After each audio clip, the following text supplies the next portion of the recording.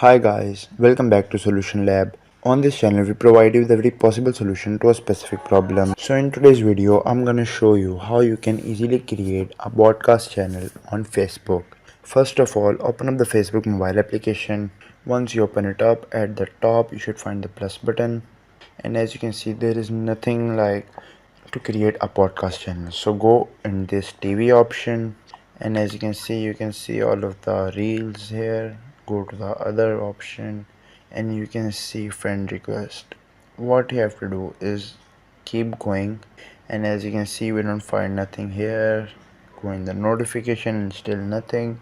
Go on the three horizontal lines and there will be an option of scroll down and you should find groups. Click on it and click on plus at the top.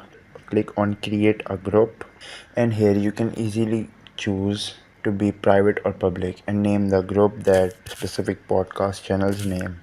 And that is how you can easily create a podcast channel on Facebook.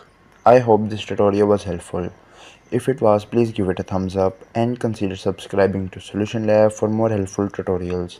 If you have any queries, leave them in the comments below. Till then, take care. See you next time.